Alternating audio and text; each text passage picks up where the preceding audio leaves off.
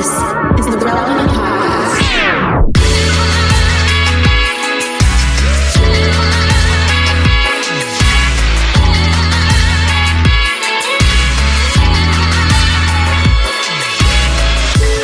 It's episode 1008, and it's the Relevant Podcast. Here in Orlando, I'm your host, Cameron Strang, and joining me from Loverland, Virginia, is Jesse Carey.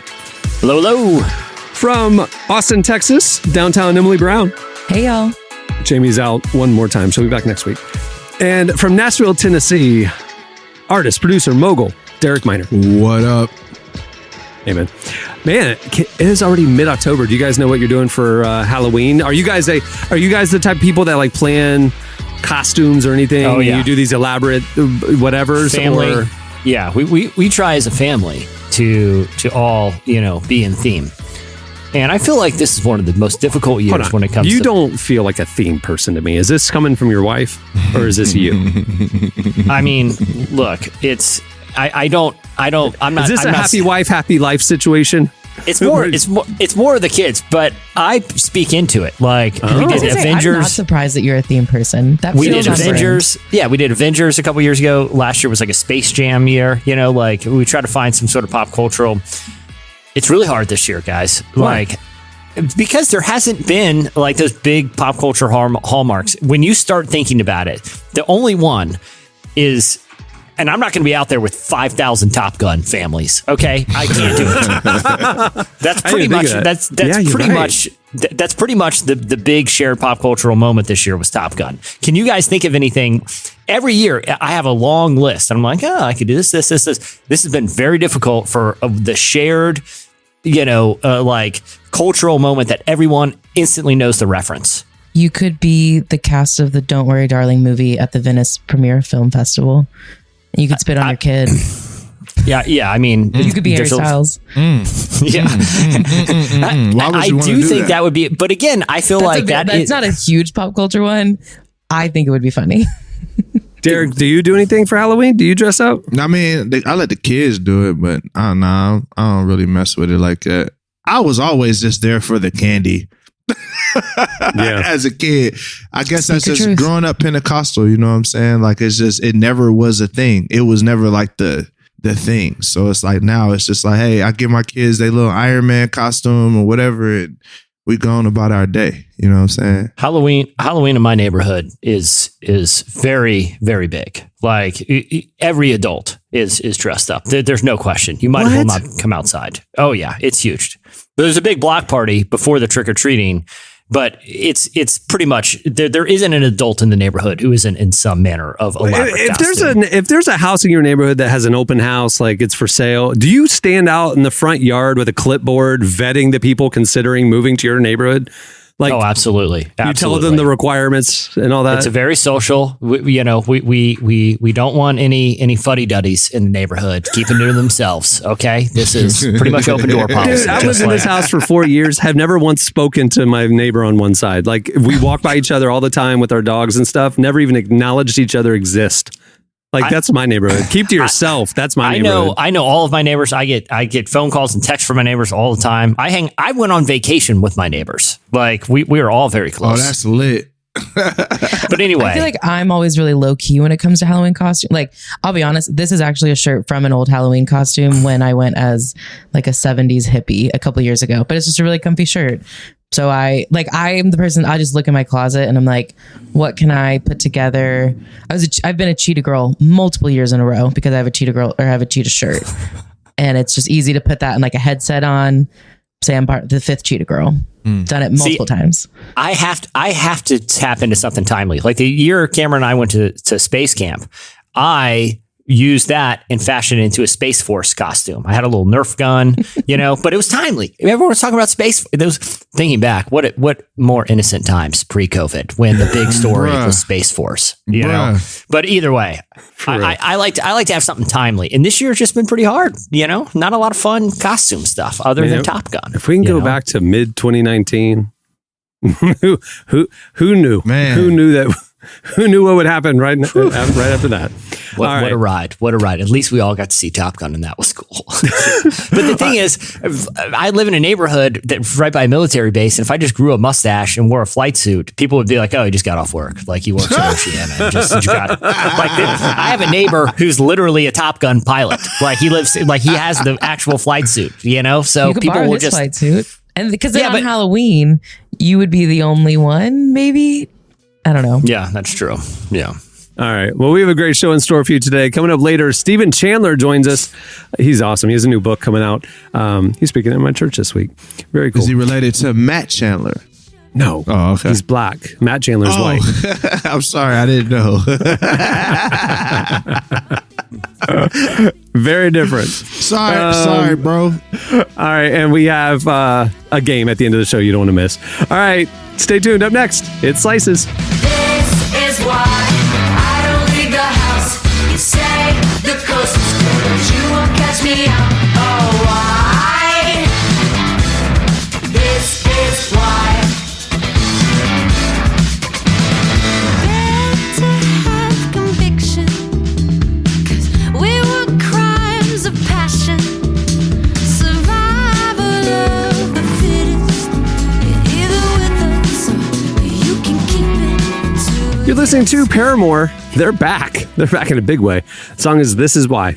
Today's podcast is brought to you in part by Mercy Ships. Globally, 5 billion people lack access to surgical care. In sub-Saharan Africa, there's only one surgeon for every 200,000 people. Mercy Ships provides free, life-transforming surgeries for people who have little to no access to medical care. They help the blind see, straighten twisted limbs, remove deadly tumors, treat cleft conditions, and so much more.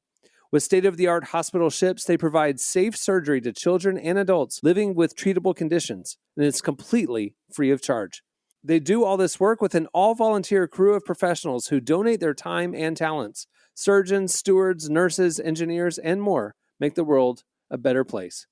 Your donation today provides free, safe surgeries to people in desperate need of help. All gifts are matched, so please donate today at mercyships.org/relevant. Today's podcast is brought to you in part by Tim Tebow's book, Look Again. Have you ever wondered what would change if you truly believed you were infinitely valuable to God? In his New York Times bestselling book, Look Again, Tim Tebow reveals the powerful truth that when we learn to see the image of God in every person, including those we struggle to love, everything changes. Tebow shares incredible stories from his work with people the world often overlooks, and it will challenge you to stand up to the lies, rediscover the worth that everyone has, and impact the world for good. Find Look Again by Tim Tebow, available now wherever books are sold. Okay, it's time for Slices. What do you have, Jesse? All right. I love these type of stories. And we're just talking about how, we need more like good news in the world. You know how there's like 1,000 stories a week about, oh, well, this habit's really bad for you. Well, if you're not getting 6 hours, at least 7 hours of sleep a night, it's an early death wish. We always hear, I love the stories where something we all love, you find out is really good for you. And I'm not going to get into the details on this because really, who cares? I'm just going to jump to the headline. It is that this comes from the European Journal of Preventive Cardiology. Drinking 2 to 3 cups of coffee a day is linked with a longer lifespan and a lower risk of cardiovascular disease compared with avoiding coffee altogether. I'm going to be immortal. So it doesn't really matter. It doesn't even matter what kind of coffee. It could be decaf. It could be instant. They just said there's something about the compounds found within the coffee bean that is really good for heart health. If I was a university study, I would only be taking awesome foods and tell my scientists, find me a reason to tell people to eat this. Find one good thing about it, and we're going to publish those studies. We need more of this in science. I'm tired of these headlines that everything I love in life is slowly killing me. Guess what? We're all slowly dying, okay? Just enjoy life. I challenge all scientists. Dedicate your life to research that just encourages people to eat garbage. Like, it is, what a pursuit that would be. Like when you hear like, oh, dark chocolate is good for brain health. we just need more of that. I feel like it would uplift humanity a little. I don't need a reason to drink more coffee. If I found out that coffee was really bad for your heart, I'd probably still keep drinking it. But I just feel like this is a noble pursuit for people to find out reasons why we should eat more really good stuff. I loved this study too, because I drink so much coffee. And so part of me was like, oh, I guess I can keep drinking. But I feel like there has to be a limit. Like I think the study said it was like 2 to 3 cups a day is good for you. Yeah. But like if I'm not that I do this often, I've had 4 cups a day. I'll say it. Like at what point does it turn bad? Or is it just saying like, it doesn't matter. Just like only drink coffee. You'll be good. You'll live forever. I mean, that's what I'm taking away from it, you know? So I can stop drinking water and replace my body with coffee. Here's the thing, Emily. I intentionally didn't read the details of the study because I don't want to know like the caveats. The fine print, side effects, like exactly. If I only read the headline that says drink coffee, it was good for your heart, then I'm just going to drink coffee and feel good about it. Right. It's not going to change. Even if deep in the study it says, yeah, but by the way, it causes, some other weird side effect that, it's not going to affect my coffee consumption. I'm still going to drink it. I might as well feel good about that decision. It's like the Mad Men thing. Makes sense. It's like, look, people were smoking cigarettes. You might as well tell them it's toasted and great for you. Just don't make them feel bad about it. Just find me a reason. I forgot they did that. That's true. Yeah. Yeah. They literally tried to do a health campaign for cigarettes in the 60s. And you know what? Life was a lot less of a bummer for smokers at that point. If Mad Men was true, I don't understand. I watch it and he's eating steaks every day. He's drinking nonstop every day. They're smoking every day. And John Hamm had the athleticism of a Greek god. Like, I don't understand how this was possible back then. Think about the pictures of the 60s. Everybody's skinny. There's pictures of like a Super Bowl halftime where like there's a guy on the bench drinking a beer and smoking a cigarette. Michael Jordan would smoke cigars, literally put smoke in his lungs before basketball games. Like it was a different time. And now all these scientists and doctors weren't getting all judgy all the time. People live life, man. What I'm hearing is science needs to be less judgy. I like it. Thank you. Thank you. Let's focus on good science, not judgy science about how junk food slowly kills you. So you can literally, like you said, find a health spin on anything. So now it's coffee. All right. What do you have, Derek? Hey, so keeping up with last week's show, Google searches for excuses of getting out of work are they have exponentially grown since the pandemic. And that's literally it. There's nothing else. Obviously, I think we know the reason. Everybody has been working from home and nobody wants to go back to the office. The people that are back at the office wish they were working at home. And in America, we work a lot more than most other places do. So I could see why Google searches have risen for people that want to get out of work. But it's like a crazy amount, though. What was the statistic? The statistic is, exactly. Back in 2018, 350,000 people were asking the internet for an excuse. That number has risen to 3.8 million, a tenfold increase. Holy cow. 3.8 billion. That's crazy. So have you heard the last podcast? The question that we asked y'all was, what's the craziest excuse you've used or heard? And that's why, because we posted this slice on the site and then we did that as a follow-up question. I would say, coming up with your own excuse, if all you can do is my boyfriend left me, I'm going to go after him and I got hit with a BB gun in the butt cheek, maybe you should Google. Yeah, you got to do your research. Options. Do your research. You got to do a little research first. Do your research. I wrote this slice and I did actually look up. I think it was like 4 billion searches come up when you Google like reasons to skip work or something like that. Like it was like excuses. So many pages that will give you way better thing. I mean, I'm sure there's some on there that are like shot in the butt with a BB gun, but there's others. Here's my thing. Not that I feel can't look at Cameron while I say this. Just the good old I'm sick excuse. You know what I mean? Like every time. That's all you need. Every time. I don't got to show you my doctor's note. Especially during a pandemic. Like we're all sick. Like, I feel like it's at the point where it's like, you know what? I don't need any details. Just stay away. Right. Please don't come here. Yeah. Like, we changed ours. We used to have vacation time and sick time, and it's just all paid time off now. Like if you're sick and you just need a mental health day, it's valid. Right. If you're out for like 2 weeks in the hospital, please let us know so we can plan accordingly. Send us a text. Right.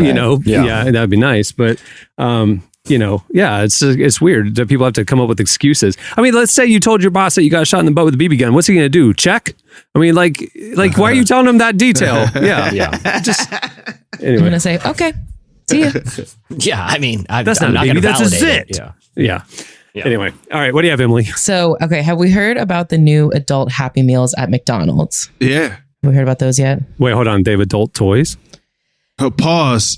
Oh, wait a second. Wait a second. That doesn't seem like sanitary. Whoa. They really need to come up with a better word. It is they are like these 4 little like plush characters. I'll be honest, kind of ugly, had to be said. They have 4 eyes. They freak me out. I don't like them, but it's part of McDonald's. They have released an adult Happy Meal because I guess that's where we're at in the world. I personally wanted the McDonald's snack wrap to come back, but I guess a Happy Meal is fine. So they've been rolling these out for, I think, a few weeks now. And a lot of McDonald's workers are posting on social media, begging people to stop ordering adult Happy Meals. Why? They're just like like so many people are coming in. And so they're like having to deal with all of these adults who are like asking for Happy Meals, but some of them are saying like they've run out of supplies, and then they have to deal with grown adults who are upset about not having this little toy. Where's it's just my like toy? This is brilliant. I mean, it's like the Travis Scott meal at McDonald's. Like they were like overrun with people trying to order the Travis Scott meal. McDonald's it is shocking. I feel like every other week there's a new like McDonald's deal. And I don't know, like why is there not like a Sonic one? Like, why is Chick-fil-A not doing this?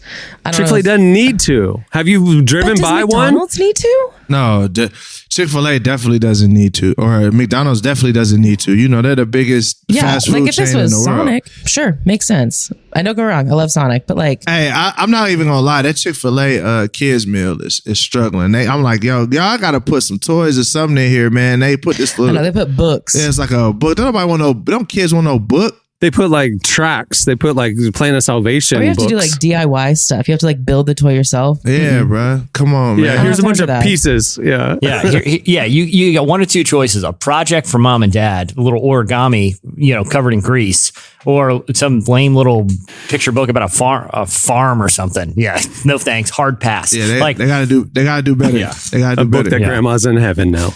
yeah, do better, Chick-fil-A. Put little action figures or cheap plastic cool stuff. Nobody wants your lame farm books. Okay, nobody. I'll be honest with you. There were seasons in my life where I collected vinyl figures. Like streetwear culture. I mean, the vinyl figures are kind of cool and collectible, and that's what McDonald's did. It's like these really cool little kind of vinyl figure versions of the McDonald's characters. I kind of want them. I'm not going to go to McDonald's to get them, but they're kind of cool. Anyway, Why wouldn't you go to McDonald's to get them? That's where they're at. I'm just saying I don't like want to eat McDonald's. Like during the hurricane a couple weeks ago, I had no food, and so Cole and I were driving around looking for a place that might be open. Ended up we had to go to McDonald's. We went to like 10 places prior to that were closed. McDonald's was open, so we ate McDonald's, and we're both like, I don't feel so good afterwards. I mean, like, Oh, If you go man. to McDonald's with the intention of feeling good about yourself, that's on you. like I felt sick. True that. It was the first hot food I had in 4 days. I was like, oh, these fries are going to be amazing. And I ate it, and I was appreciative of the warmth and the flavor. And the salt. And then I felt nasty afterwards. I was just like, I don't eat this stuff. Anyway. Hey, look, McDonald's. Look, I ain't messing my money up. McDonald's. Look, hey, I'm all right with them chicken nuggets. I rock with the McNuggets, the McChicken. Yeah, you don't have to tell me what's in them. I'll eat it. Hey, I'm gonna eat it. Literally, Cohen was saying that in the car. He goes, I don't like anything at McDonald's, but I love their nuggets, and I don't care what's in it. He literally said, I don't care what's in it. Nice. Because he had read, or the kids were spreading a rumor that there was plastic in them. And he's like, I'll eat the plastic because they're so I'm with delicious. it. Like, dude, there's no plastic in the So McNuggets. I don't know if this is just a Texas public high school education, but in high school we did have to watch Super Size Me like for class.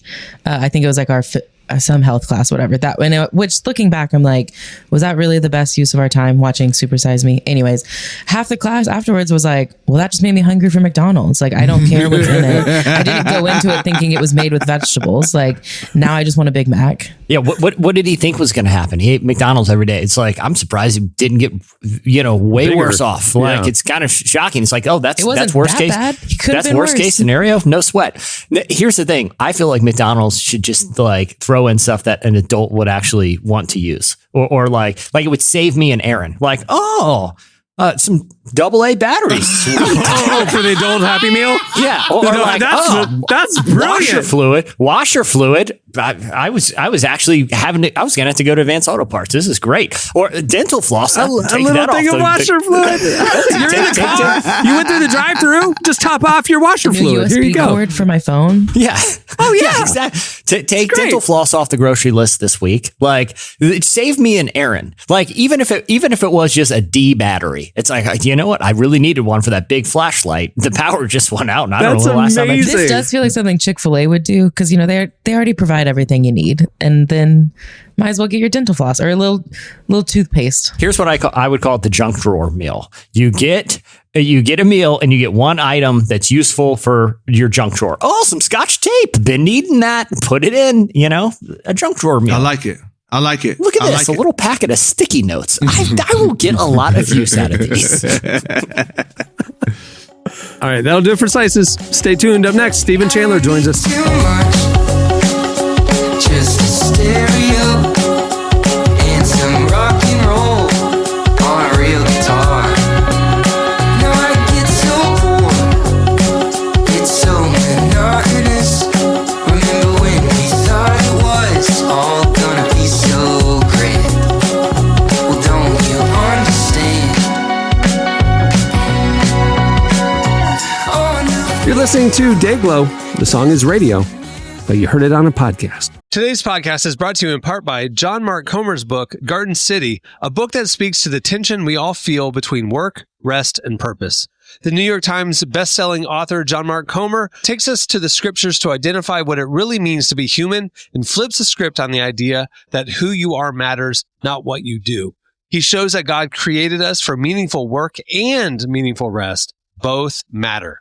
This book helps you ask and answer the big questions. Does God care where I work? Is there a direction for my life? So you can discern God's heart for your calling, your rhythms, and the way His Spirit wants to shape every part of your life. If you're longing for purpose and a more grounded way to live, check out the new hardcover edition of Garden City wherever books are sold. Well, today's show is brought to you in part by the new book, God, the Science, the Evidence.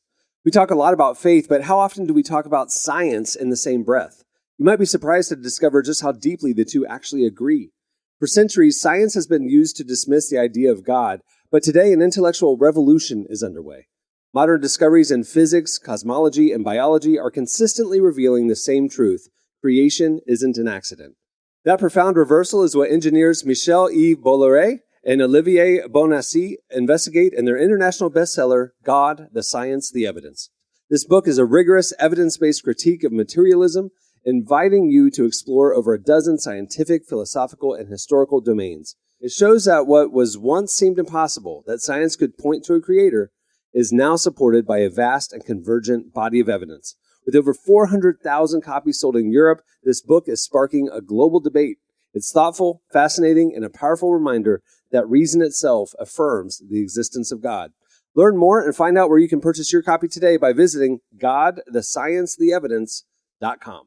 Today's podcast is brought to you in part by Erwin McManus's book, The Barbarian Way. Some books don't just inspire you, they confront you. The Barbarian Way, now celebrating its 20th anniversary, is one of those books.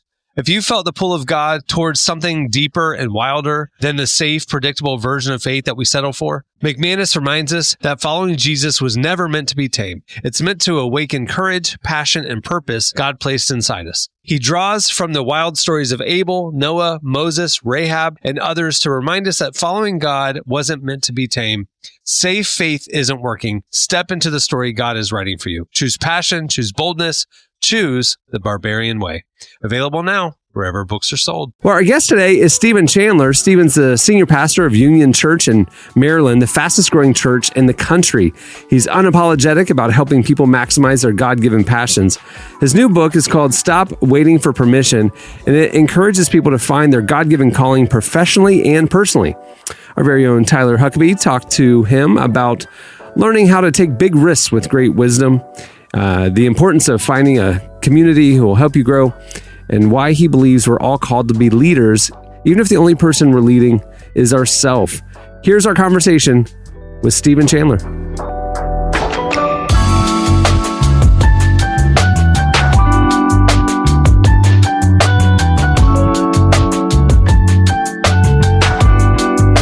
When you decided to, stop waiting for permission, what was the thing that made you feel like this is the message I want to really lean into for this season and for this book? Well, I would have to say this is probably the most impactful message in my life. Okay. For those that don't know my story, to give you kind of the cliff notes, I became the senior pastor of a church at the age of 23 years old. And about 5 years later, it was 28. And the church had not grown in 3 years. And I was looking for a way out. I was trying to give the church away. I was trying to quit.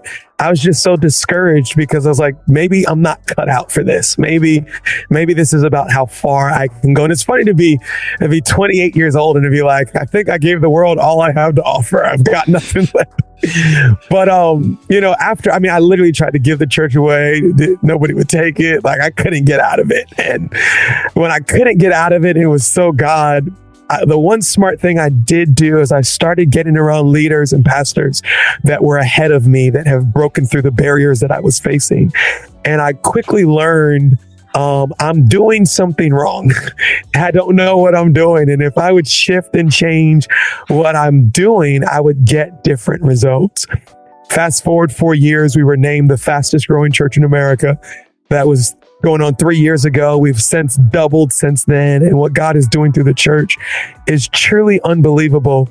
And to think that I was ready to quit on something that had so much potential just because I didn't know a way forward. So my heart behind this book and my excitement behind the book is, man, I think there are people out there that are getting ready to quit on a marriage, quit on forming and shaping their children, quit on a business, or even quit on their faith, not knowing just because you've hit a barrier doesn't mean that it's the end. There's so much untapped potential. So it's my life story.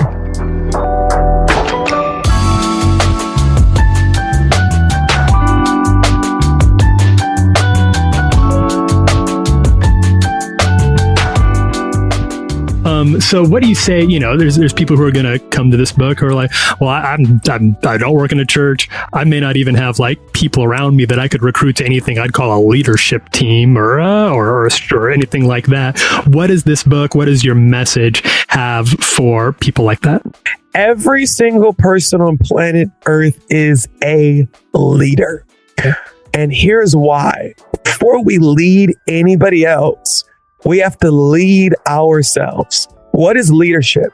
Leadership is simply having a strategy and executing a plan to move from point A to point B. So if I say, hey, I want to get in better shape. I want to get in better health. I want to be able to run 3 miles without stopping.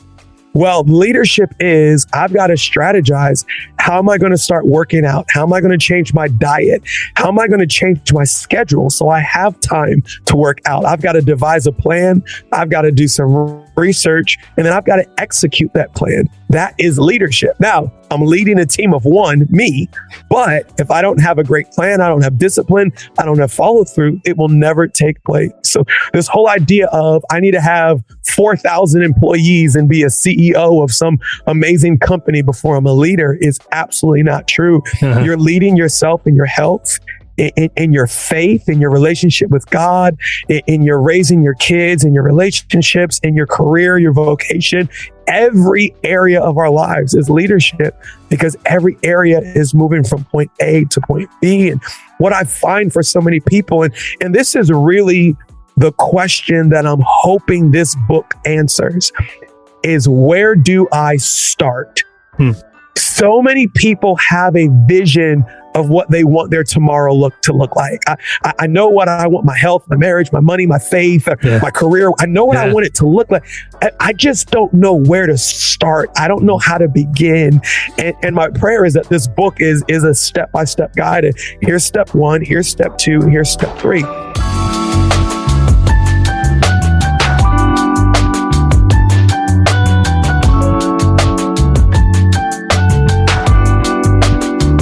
Let me ask you this: for you, in your story, what looked like success, greatness in your case, was sticking with the church that you had, even when you wanted to throw in the towel. Now, we know statistically right now, a lot of young people in particular are switching jobs or thinking about switching jobs, switching careers. How can somebody tell the difference between, I just need to rethink the lane that I'm in, where I'm at right now, and some people who might need to think, you know what, I'm on the wrong path and I do need to make a change? How do we determine that? There is a chapter in the book where I talk about taking a risk. And there is no such thing as maximizing your potential and your entire life being a sure thing. I'm 100% certain this is the right decision. Life just doesn't work that way. There will always be risk. And one person's risk may be, I'm going to step away from this job and shift to something else. Another person's risk may be, I'm going to stick to this and not quite sure how it's going to work out. And what I talk about in the book is risk is not guessing. It's not luck. There's a wise way to take a step of risk. As people of faith, we believe that God speaks to us. I believe one of the ways that God speaks to us is through his peace. The Bible says, cast your cares upon him, for he cares for you. And as you go on in that verse, it says that he will give you a peace that surpasses all understanding, that will guard your heart and guard your mind. The opposite of peace is being double-minded. Double-minded is Monday, I'm feeling good about this decision. This is it. Tuesday, oh man, did I make? I don't know. Wednesday, no, I'm sure. And you're going back and forth. That's not peace. And that's not the right decision. So whether I stay at this job or whether I go to another, whether I, whatever the decision I'm trying to make, the first thing I'm looking for is, as I'm praying, as I'm seeking God, do I have a peace about it? Do I have a settled sense in my heart? Or is the Holy Spirit kind of prodding me, saying, hey, take another look. You're missing something. The second thing is godly counsel. Life was never meant to be done alone. The Bible says there's safety in counsel. There's wisdom when you have people around you that can advise you. You need to go to somebody who's a little bit more advanced in life. And here's a big deal, that they have proof in their life that they've made wise decisions and seen results from those wise decisions. I don't know about you, Tyler. I can always find somebody as foolish as I am to collaborate and to come in on some dumb decision that I want to make. So I'm not talking about somebody who's, crazy like I am. No, find somebody who has some stability to their life. They've taken some steps and they've seen godly results. And hey, can I get 5 minutes? Can I just talk this through to you? What do you think about me moving to this different city? What do you think about me marrying this person I've been dating for the last 18 months? What do you think about this? What do you think about that? And really submitting your vision to people of wisdom, trusted people, and allow them to say, well, when I was in your situation and I wanted to leave and I stayed and I'm so glad I did. Or when I was in your situation, I stayed an extra 3 years and I regretted it. I should have moved when I first sensed the peace leave. And then the last one is just wisdom. I always say, don't make decisions that can bankrupt your life if they go wrong. So, for example, I have a lot of millennials, a lot of young folks at my church that are in their first job or their second job. And I'll have somebody come to me and say, man, I just didn't have a peace about that job, so I quit. I'm like, okay, so what are you going to do now? Well, I haven't quite thought that out yet. Haven't figured it out yet. I don't know what my next step is, but I just didn't have a piece about that, so I quit. And then I'm like, okay, so how you gonna pay your rent? How you gonna eat? How you gonna put gas in your car? That was not a wise decision because there's two steps to it. There's what I'm gonna do, and then there's when I'm gonna do it. Yes, I may be leaving this job, but I'm not going to do that until I find another one and take that step. So when you have the peace of God, you have godly counsel, you have wisdom, and all three of those things are in alignment.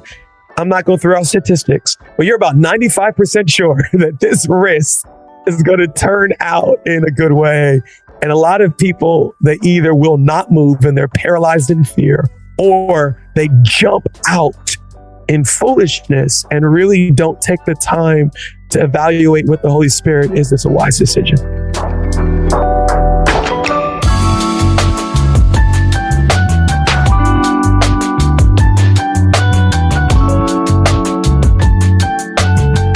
That was Stephen Chandler. Make sure to check out his new book, Stop Waiting for Permission. It's available now. You don't need permission to go get it. Just go get it. Stop waiting for permission. Just go get his book. All right, stay tuned. Up next, it's our game. Ice, ice, ice, ice, ice, ice, ice, ice, ice, ice, ice, ice, ice cold. Ice, ice, ice, ice, ice, ice, ice, ice, ice, ice, ice, ice, ice cold. I had to watch on till you not. Know we had a little bit, so mama prayed a lot.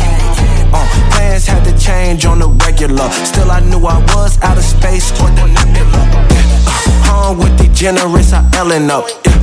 If I'm down the ride, then my ride is really gonna make a move. You're listening to YB. The song is Ice Cold. Okay, it is time for... The price is what? This week, Elon Musk says that he's once again planning to buy Twitter for its original price of $44 billion.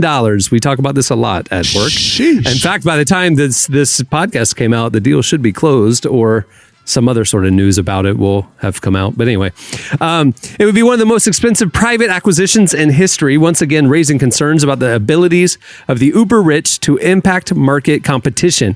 But Twitter's far from the only expensive company out there. The world's full of hyper valuable treasures that exist far beyond the abilities of most of us to even imagine purchasing. This is true of companies, of course, but it's also true of actual items, some of which can be nearly as expensive as Musk's deal. In this game, you'll be given 3 of the most expensive individual items on Earth and beyond in 2022. All you have to do is identify which of the 3 items is the most expensive. There's only 2 rounds, so it's going to be a quick one. Note, each player gets 1 billionaire blast, which will remove 1 incorrect option from the list. You can only use your billionaire blast 1 time, but there's only 2 rounds, so it's pretty generous. There you go. Emily, you are up first. What is the most expensive of these 3 things? The History Supreme Yacht. That's the name. The History Supreme Yacht. A yacht designed by Stuart Hughes, a world-famous UK-based luxury designer, which took almost 3 years to complete. The pricey 100-foot vessel was bought by a Malaysian businessman. Or Antilla, a skyscraper located in Mumbai, is owned by Asia's richest billionaire, Mukesh Ambani. This huge 27-story house has luxury amenities like 3 helipads, air traffic control, parking space for 168 cars, a ballroom, 9 high-speed elevators, a 50-seat theater, and much more. Or is it 3? The Hubble Space Telescope. First launched in the year 1990, the Hubble Space Telescope is responsible for many major discoveries since then, including confirmation that our entire universe is expanding and assisted in understanding the age of the universe. So is it the History Supreme Yacht, Antilla, the 27-story house, or the Hubble Space Telescope? What's the most expensive? Part of me wants to say the telescope, but it was built in the 90s, so I don't know if like we're basing it off the price then or the price to maintain it. Anyways, I'm gonna go with the second one because it was the longest description, and that just really, there was so many things packed into that house. That house cost $2 billion. Okay. $2 billion. I cannot rationalize that, but sure. The Hubble Space Telescope cost $2.1 billion. The yacht cost $4.5 billion. A boat? The yacht, That would have been my guess. The boat costs twice as much as a 27-story house. That would have been my guess. Because you got to make it float. Take everything in that house, put it on water. All right. I have thoughts. Okay. What? What are your thoughts? That for a boat? A boat. Like, That's your sorry. thoughts. A boat? Even the cheapest boats are shockingly Yeah, it's expensive. ridiculous. Like nothing. There's not one item on that boat that wouldn't blow your mind how much I it feel like we costs. should once again clarify. I do not have a home right now. So like the thought of anyone spending millions of dollars on a boat is insane to All me. right, here we go. All right, Jesse, you're up. Most expensive. The Card Players. It's a painting. It's the artwork of famous French artist Paul Cézanne. It's presently owned by the. I know it. It's the dogs playing poker. Next. See, how did you know No, that? I have no idea what it is. I thought you were serious. All right. Villa Leopolda. Villa Leopolda is a home constructed on the French Riviera. It served the purpose of the hospital during the Second World War. It's owned by Edmund and Lily Safra. Or the comparable diamond necklace, made up of a near flawless 407.48 carat white diamond, along with 90 white diamonds that weigh around 230 carats. It was discovered almost 30 years ago in Congo by a child. What is the most expensive? The Card Players, a painting, the Villa Leopolda, or an incomparable diamond necklace? I'm going to go with the diamond necklace because I remember one time when I was a kid and we went to the Smithsonian on a field trip, and when they were like, "Man, the Hope Diamond is there," I was like obsessed with. I was like, "Dude, I was picturing like a Scrooge McDuck type of like at least the size of like a Nerf football diamond." Right. It's not that barely impressive, yeah. It's not impressive at all. I mean, it's the size of like silver dollar. It's like All I seeing have the to Mona say- Lisa. Yeah. All I have to say is like, it doesn't take much diamond to be unbelievably expensive. I'm going to go with the necklace. The diamond necklace is $55 million. The Card Players painting is $275 million. And the Villa Leopolda is $506 million. So 10 times more than the diamond. There you go. Diamonds are lame anyway. Especially ones that were taken from the Congo. Put it back in the Congo. Yeah, give him back. Give it back to the people. How much? I hope the kid got something for it. For real. You know he didn't. Of course he But did. it's got a French name on it, so it was definitely in the hands of different people now. All right, Derek, you're up. The most expensive. A 1963 Ferrari GTO. Out of 39 GTOs that were manufactured to date, this particular GTO won the 1963 Tour de France, driven by Jean Guilloche. It was purchased by an anonymous buyer. The Garçon à la Pipe. All this French stuff, you know who wrote this game. Picasso was just 24 years old when he painted Guichon, so it's a Picasso. It's considered to be one of the best ever early works by an artist to appear in the art market. Or a 201 carat gemstone watch. The watch was made by the Chopard watchmakers. There are 874 diamonds and a total of 201 carats of precious gemstones with heart-shaped fancy diamonds embedded in it. What's the most expensive? The 63 Ferrari GTO that won the Tour de France, the Garçon à la Pipe painting, or the 201 carat gemstone watch? It's definitely the watch. That was $25 million. The Ferrari GTO is $52 million, and the painting is $104 million. Oh, I was wrong. There you go. All right, round two. All right, here we go. You're up, Emily. Most expensive. The Diamond Panther bracelet, jewelry. It's the most expensive bracelet in the world. This jewelry piece triggered a romance between Wallace Simpson, the original socialite and queen of style, and Edward VIII. The Dead Shark, an art piece. An art piece created by Damien Hirst. This artwork is officially called The Physical Impossibility of Death in the Mind of Someone Living. It was picked up by an anonymous hedge fund billionaire. Or the Perfect Pink. It's jewelry. Perfect Pink diamond was auctioned at Christie's Hong Kong for a large amount. According to Vicky Sek, director of the jewelry department at Christie's Asia, it's the most expensive jewel in the Asian subcontinent. So is it the Diamond Panther bracelet, the Dead Shark art piece, or the Perfect Pink bracelet? Or diamond, sorry. I would like to use my billionaire blast because I can. We will take off the Diamond Panther bracelet. So is it the Dead Shark art piece or the Perfect Pink? I think it's the art piece because they're always like surprisingly like super expensive. The art piece is $12 million. And the Perfect Pink diamond, $23.2 million. What is the point of the billionaire blast? You guys have gotten literally all of them wrong. Because we broke. Yeah. I cannot like fathom having that much money. That's just like spending $200 million on a piece of art. That's insane to me. But on anything, even on a boat, that is insane to me. Listen, I'm a fountain of good ideas. I thought of how great it would be if you just randomly one day got like a yellow highlighter when you bought your cheeseburger. Sweet, I needed one of these, and I'm not even close to this type of realm. Like, this just seems preposterous that Yeah, people are we're spending. getting excited about highlighters in a McDonald's box. We're not purchasing art. Not at all. Jesse, most expensive, the Rhine 2. It's a photograph taken by German visual artist Andreas Gerke in the year 1999. The photograph represents the true relationship of a man with nature. Or gold-plated Bugatti Veyron. It's a car with gold plating across it, owned by Flo Rida. Or the Crystal Piano. As the name suggests, it's a piano handcrafted entirely of crystal, first made public in the year 2008 during the opening ceremony of the Beijing Olympic Games. What's the most expensive of those three things? And remember, you have your billionaire blast. I'm gonna rule out I feel like the fact that Bugatti belonged to Flo Rida actually diminishes the value significantly. Like, people are like, hey, That's a dope valid Bugatti, dope Bugatti. And you're like, yeah, it used to belong to Flo Rida. You're like, oh, well, you know. So that's off the list. Give me my billionaire blast. Then we will take off the photograph, the Rhine 2. Well, then So obviously it's the between- piano. Obviously it's the piano. The Crystal Piano was worth $3.2 million. Flo Rida's gold-plated Bugatti, $10 million. Trust me. Ain't nobody paying $10 million for Flo Rida's Bugatti. Like, what's that smell? Flo Rida's weed. Oh, okay. Yeah. I'm sorry. What You are got to these fumigate. apple-bottom jeans doing back here? I was going to say, no one wants a Bugatti owned by one of the lamest artists in music. I will say, every time I have to spell the word Florida, I do say Flo Rida in my head. I'm sorry though. You put on apple-bottom jeans and boots with a fur, and your party started. I'm it's sorry. You on. said lamest The whole artist club ever. is looking at It's her. on. I'm calm. Oh, come on. That's like man. saying, oh, hey, cool, man. I got, Pitbull's lawnmower. Oh, great. Cool. I'm not saying people don't like the novelty of the music. I'm just saying it's not a cool thing to own. It's That's not worth $10 million. I got you.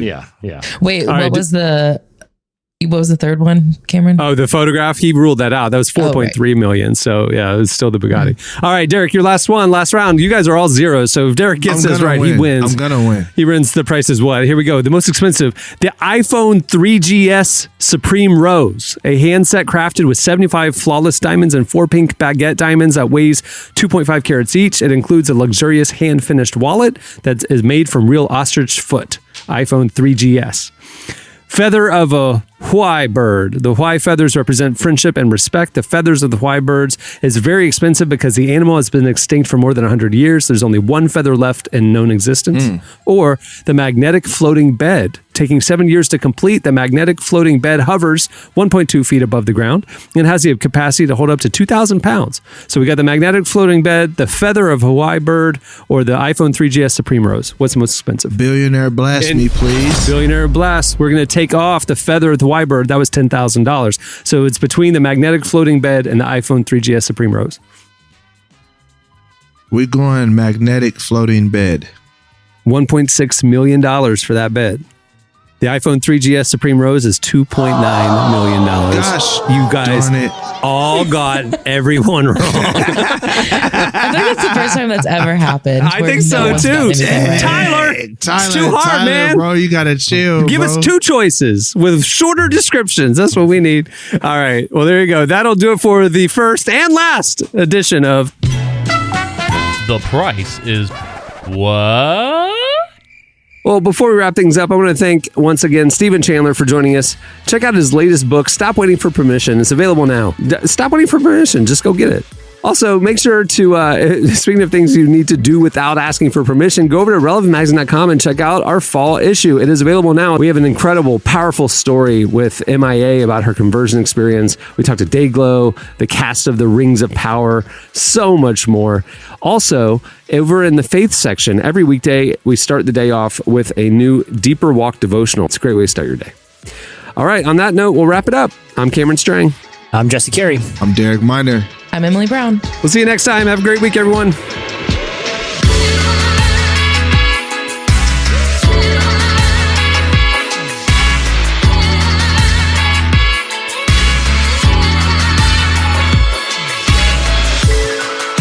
Thanks for listening to the Relevant Podcast. Check out our features, interviews, and news updates every day at relevantmagazine.com. And make sure to follow Relevant on Facebook, Twitter, and Instagram for the latest. For more great podcasts, browse the shows on the Relevant Podcast Network, which you can find at our site. And while you're there, don't miss the all-new era of Relevant Magazine. A new issue releases every other month at relevantmagazine.com.